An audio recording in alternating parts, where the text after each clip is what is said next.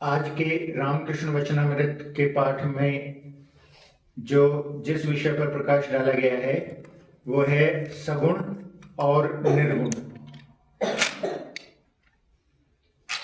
ये आवश्यक है, ये देखा गया है कि जिन्होंने निर्गुण को जाना है तो उन्होंने सगुण की अपनी एक अलग विशेषता बताई है कि निर्गुण तक पहुंचने के लिए निर्गुण को तभी समझा जा सकता है कि उससे पहले सगुण के द्वारा वहां तक पहुंचा जाता है। जिन्होंने भी निर्गुण को जाना है उन्होंने इस तरह की बात कही है। इसी प्रकार बिल्कुल साकार और निराकार, इसमें भी बिल्कुल इसी प्रकार की बात है। निराकार को जिन्होंने जाना है उन्होंने भी साकार की अपनी अलग बात बताई है। और यह आवश्यक है कि अगर निर्गुण को जानने से पहले एक अलग अलग स्टेप हैं, अलग अलग कदम हैं। जैसे जब निर्गुण तक पहुंचना है तो सबसे पहले तो स्थिति यह होती है कि जिस समय सगुण के रूप में उपासना की जाती है तो यह आवश्यक है कि सबसे पहले मनुष्य का अहंकार समाप्त होना चाहिए। सबसे पहले तो यही स्थिति है। चाहे कितने भी मंदिर बना लिए जाएं या कितने भी मंदिर में प्रवेश कर लिया जाए, लेकिन सबसे पहली सीढ़ी तो यह है कि अहंकार शून्य हो जाना चाहिए। कहा यह जाता है कि कोई भी कर्म करो तो उसमें अहंकार का लेश मात्र भी प्रकट नहीं होना चाहिए। अहंकार बिल्कुल भी दिखाई नहीं देना चाहिए।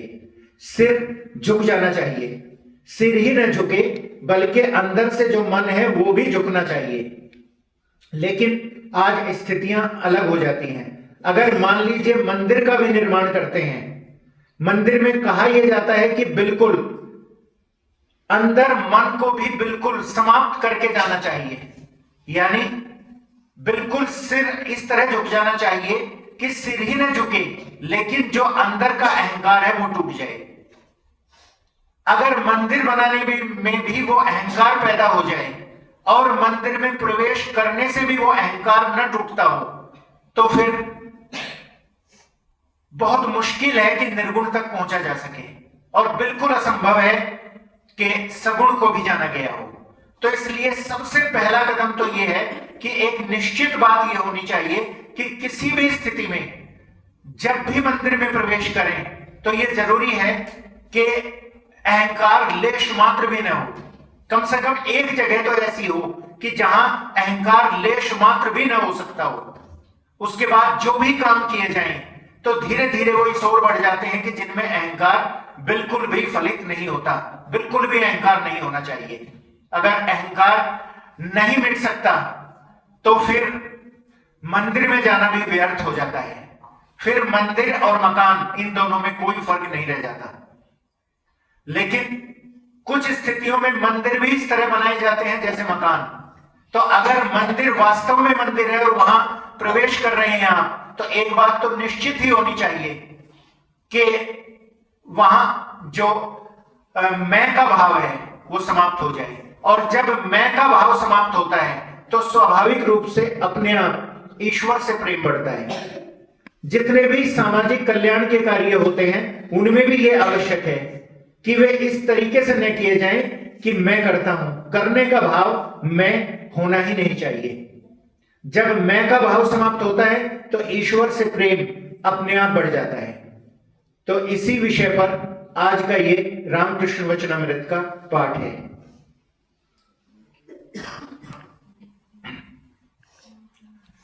श्री रामकृष्ण, उन्हें क्या कोई विचार द्वारा जान सकता है?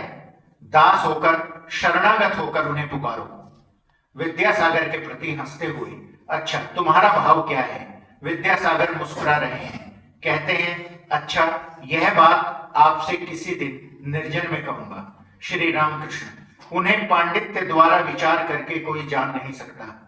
यह कहकर श्री रामकृष्ण प्रेम से मतवाले होकर गाने लगे। संगीत का मर्म है, कौन जानता है कि काली कैसी है। षड दर्शनों ने उसका दर्शन नहीं पाया। मूलाधार और सहस्त्रार में योगी लोग सदा उसका ध्यान करते हैं।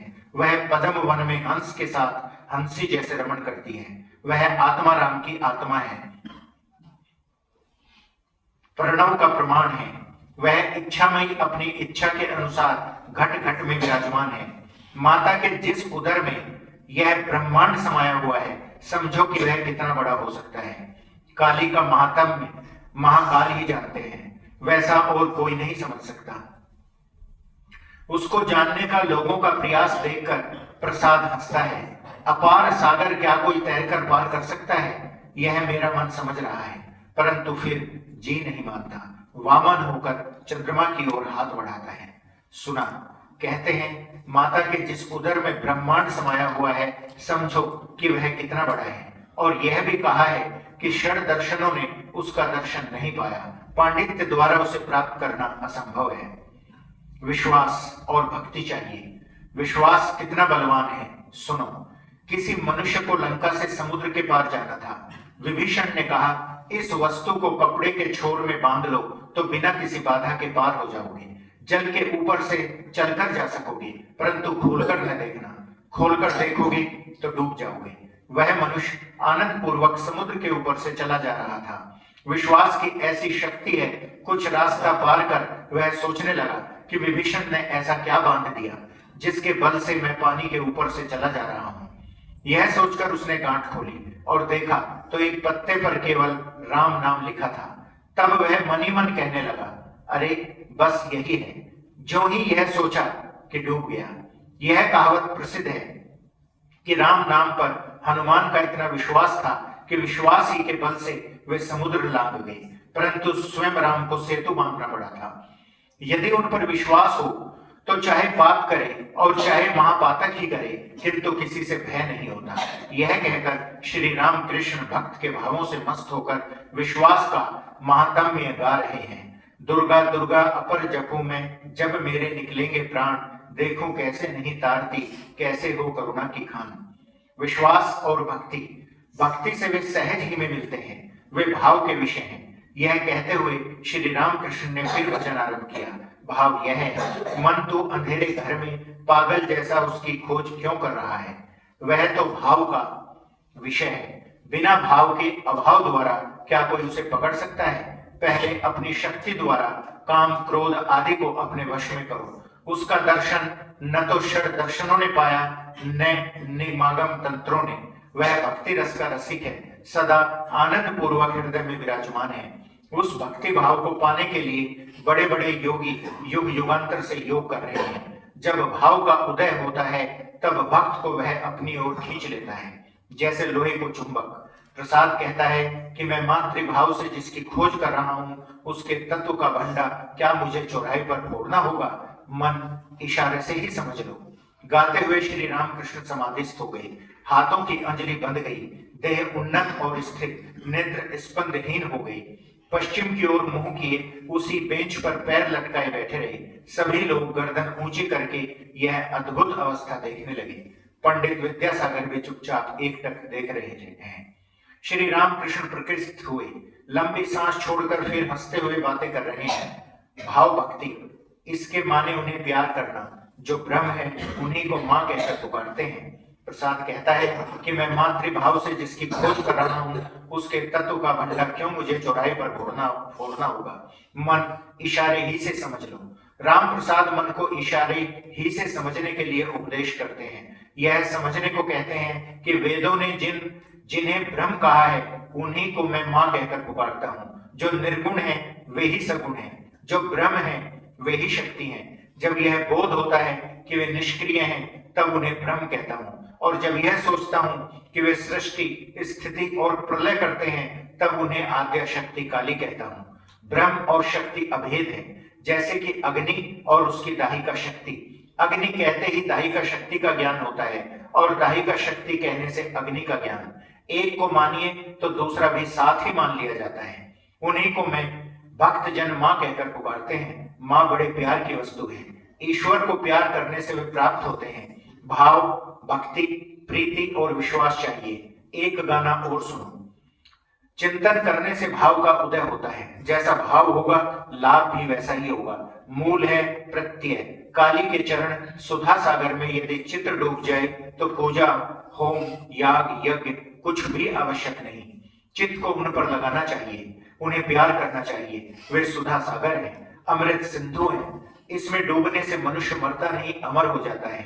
किसी किसी का यह विचार है कि ईश्वर को ज्यादा पुकारने से मस्तिष्क बिगड़ जाता है, पर बात ऐसी नहीं है। यह तो सुधा समुद्र है, अमृत सिंधु है। वेदों में इसे अमृत कहा है। इसमें डूब जाने से कोई मरता नहीं, अमर हो जाता है।